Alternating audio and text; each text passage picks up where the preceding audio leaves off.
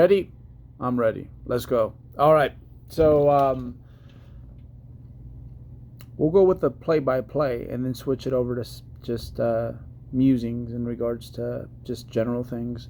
So man, like this movement has always given me a lot of trouble. Like any sort of hinge that's not a conventional or a sumo deadlift, until I went through my good morning phase, where I was doing the good morning as my primary hinge, and that just cleared up so many things for me. But for now, we're going with this one just to keep the lower back fresh, because again, I have plans in regards to the squat, and this one just feels so good. It feels so natural, and I like what I see back there in regards to hamstring development. I've always felt that, front to back, my that dismount. My legs have always been pretty balanced, but I think my quads are kind of like on a it's pretty noticeable, like a higher level relative to my hamstrings. So I'm excited. I'm excited to see what we've built back there. And considering that I'm a smidge under 200 pounds right now, some days still 200 pounds, I'm pretty pleased with what I can see from here. So the next few weeks, and we'll get into that, we'll uncover what we've racked up in regards to hamstring gains, and a lot of it is just finally like really nailing down my pure hinges, because deadlift I've always been okay at, but again, in regards to most bang for your buck when it comes to muscle growth, doesn't rank as high up there as something like what I'm doing right there with those dumbbells. So this was a puker set. I think I got about 20 reps here on my activation set. We are doing this in a myo rep fashion, and I think when I was pausing this leg press, so it just shows you how much pausing, I guess, helps out or doesn't help out. It's just, you get the same stimulus with less loads. But I was doing sets of like 10, 12, I think. And here I am hitting a set of 20 to get things going. And realistically, I probably had about like maybe 2, for sure 1 rep left in the tank. So this set just goes on forever. But it was one of those where my boys were right there too. I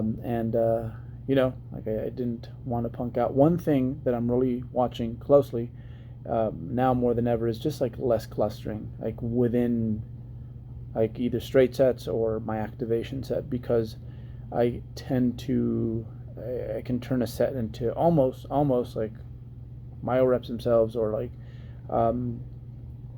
where I guess I can get myself in trouble, because when it comes to like the myo rep situation, I kind of know what it is that I can recover from, but sometimes I'm getting reps that aren't exactly my reps yet when we're talking about a straight set. So it's hard, but as soon as I get up there, it's one of those things where I'm like, all right, come back down with it and let's go.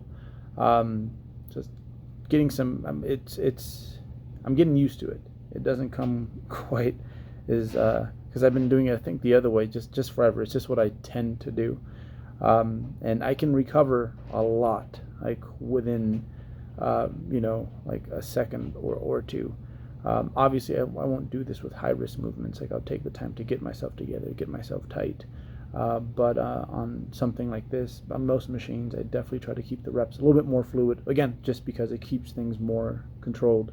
And actually a buddy of mine, AJ Morris, was talking about something that he's going to try to do something similar to that this off season. That was the last one, and I mean my cluster sets were they were quite painful the whole way through. So that's a PR. I think next week I'll go ahead and add a little bit of weight. I definitely want this contraption here to be in the higher teens in regards to reps. So yeah, don't want to go too far beyond 20. This is what I'm doing for my straight-legged calf variation during the week. You can't see my hips, but it's a seated leg press, I guess. I'm not a huge fan of the standing leg presses, just because it's like, hey, why load your spine um, if you don't have to, when all you're really looking for with a straight-legged leg press is to keep your knees straight. So I can do this on another leg press. I went with this one instead of the one I was using, just because that one's quite popular, and let someone else have that, and there's more than enough weight on this thing for me. Again, the big money maker here, what's really helped me with my lacking calves, has been just that huge pause at the bottom. I see a lot of people pausing at the top, and there's nothing wrong with that, but I think the pause at the bottom is far more important, especially if you're a long Achilles fellow like me, where that thing stores a lot of energy and can take away from your calves. So man, I think I started committing to doing this back in 2008, and yeah, I ended up with starting to see some noticeable difference in my calves. This was after like hanging out for a weekend with my buddy Ben Goins, outstanding pro natural bodybuilder in his own right, one of my inspirations, to be honest, still to this day. Yeah, seeing him walk around everywhere with like these ginormous calves, and everyone just like kind of doing these double takes, I'm like, oh, I need me a pair of those. Those would go so well with this outfit. This contraption here, not just any hamstring machine. It's named the Ham Tractor by Flex Systems. Probably my favorite seated hamstring machine, best one I've ever used to this day. I think my second gym ever, once I got a membership at a real gym, which was my second gym, they had this model here, and it just takes me back to high school. So really, really, really just awesome machine. Everything you want from a hamstring curl. So if you ever run into one of these, like, definitely take it out for a test drive. All this was on my hingy day. I did the Romanians with the dumbbells. I had my one little quad movement there, and those hamstring curls. And then this is, I guess you could say, I won't say the finisher, but it's the last movement of the day. Such an underrated hinge movement, in my opinion. And what this one, I think, collects compared to the other hinges, or many of the other hinge options you have out there, is just that awesome tension you get at the end range. Yeah, and we're adding a decent amount of weight here. I think that's a 60-pound kettlebell. So yeah, I love this movement. I'm out of gas by the time I get here, but relative to the other things I do, this movement's kind of a breeze. So man, by the way, so wanted to show, and this will be the last thing I talk over relative to the footage. I was having such an off day here, and it's funny how sometimes you just forget the fundamentals. And what really saved my butt here, and it made my back offsets actually feel right, feel good, feel productive, and the output was pretty decent considering how I was feeling coming into this session. Was just like squeezing the crap out of that dumbbell. Sometimes when you're feeling off, it's easy to be a little lazy with things, and on this specific day, I was definitely feeling that way. So I'm like, man, what could I do? What can I do to clean that up? Am I maybe not pushing myself into the bench enough? And then I'm like, damn it, let's get rid of the baby man grip. And I did my best to just squeeze the crap out of the dumbbells, especially with the outside of my hand. We kind of tend to forget about this part, right? And a world of a difference. And honestly, I'm like, man, why didn't I do this earlier, like with my top set, with my heaviest set of the day? So goes to show you, right? It's like, hey, those fundamentals so important, and we must make them. We must turn those into habits. So yeah, that saved my butt. But yeah, so as of tomorrow, we're gonna go hard on this little cut here. I've been cleaning up my diet a lot, especially when it comes to just eating fruits and vegetables, making room for those. And I mean, honestly, I think just from that, I think we've gotten a little tighter. But I'm really gonna just stick to what I'm supposed to be eating, to make to ensure that there's a deficit. And yeah, and and less snacking. It's funny when my girlfriend's around, I'm like extra good, but when she's not, it's like so. I'm a slow starter in some ways, but I think just kind of transitioning over with just doing that, changing what I have in my fridge, what's accessible to me. I think that's a good way to start, and then from here we'll really dive into it. Meadows row, by the way, I just instead of dumbbell rows, I'm like, you know what, I'm gonna go with this baby here. It's not exactly the same thing. It's a unilateral row.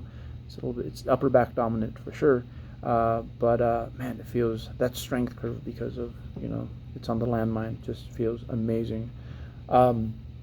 So yeah, man, not too concerned about the holidays. The way I see it is over the I eat about 4 times a day. So like what is that? That's 28 meals, right? 28 meals a week. I'm going to take a stab. 112 meals like for the month. This will be almost 2 months like that we'll be doing this for. And a few meals here and there because of celebratory reasons, right? The holidays.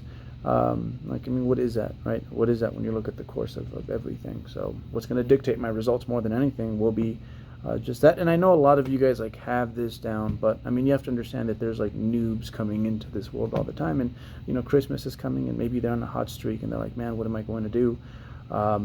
So it's just good to bring that up. And I think just in general, like as a community, we're a lot smarter and a lot more sensible when it comes to how to approach those things. I recall when I first started, again, we did things in message boards. Just snail mail, like social media relative to what we have today, and that was always what was floating around when the holidays were getting close. Like, how am I going to handle this? Is this strategy good? But I think for the most part, people kind of have a handle on that concept that, hey, as long as you're taking care of business, like most of the time, when you have complete control, you're going to be okay. So yeah, that's how we're going to handle that. And to be honest, ever since I started just cutting out some of the super tasty food, the high calorie, like super calorically dense food that I was using, and it served its purpose when I was trying to gain weight. It's funny, I crave that less. And like for example, now I'm on this like pomegranate trip. Like I'm buying way too many of those. Expensive little suckers, but they're not around the whole year, so it's like, hey, I'm enjoying them while I can. Doing my best here, by the way, to just smash myself into the bench. Don't like that my butt's lifting a little bit more than it should. Usually I'll have Cynthia come over and grab me and like help me keep me down. So if you have a training partner, not a bad way of approaching that. But yeah, man, like just a smidge under 200 here. Curious to see what 180 looks like, and then we'll restart the damn thing.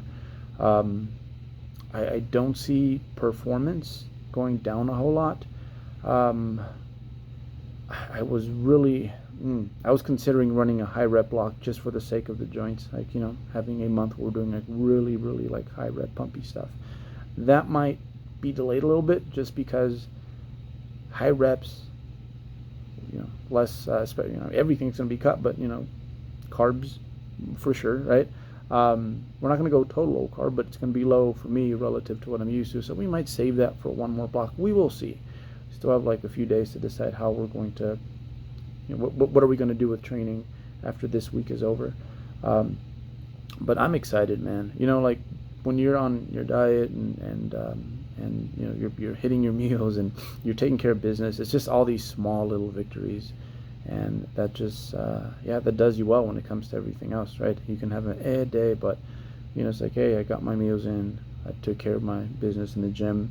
Hey, that's a victory, and little things like that do matter, like still to me to this day. This is a new contraption. We got the Arsenal chest fly. I like it a lot. At first I'm like, we have a nice little pec deck setup, but this contraption's been amazing. Just feels great the whole way through. I think we got like 8 new pieces of Arsenal equipment at the gym Prodigy in Fort Collins. And it's I this one, and let me see which one else. And I like the dip machine, which you'll see here shortly. It's different from a traditional dip, a little bit more tricep, but I like the way it feels. I've always liked dips, and considering like My shoulders feel like they're, because of years of abuse, they feel like wet paper sometimes. Dips have always treated me well. So yeah, here it goes. So anyhow, man, that's where we're at. What am I looking like? I put up a picture on the Instagrams. Check that out. I'll put it down in the link, so that y'all don't forget. So yeah, no, it's funny, man. Like, even for me, it's hard to toss up those pictures because it's like I look good, but I'm used to, during certain phases, like looking like, yeah, like just almost superhuman, So to kind of see myself, I'm like, I look like, I don't know, like I play special teams on a football team. I play rugby. That's just it's like, oh yeah, it's required. So, and I think the investment period paid off. Last thing here, I guess this will be the parting message. When you are doing your lateral raises, let your scapula do its thing. I love these because you kind of tend to end up in that mid-scapular plane that I'm always talking about with these chest-supported lateral raises. And remember, it's like, what is the mid-scapular plane? It's like, how would you raise your hand if you had a question, right? It's like, this is the path, right? So that's what we're doing. We're raising our hand. I want delts. So anyhow, yeah. We'll make this more interesting now that we're cutting. And yeah. And I'll show you guys a little bit of everything. The good, the bad, the fatigue, the tired, the hungry. So stay tuned. Appreciate you guys.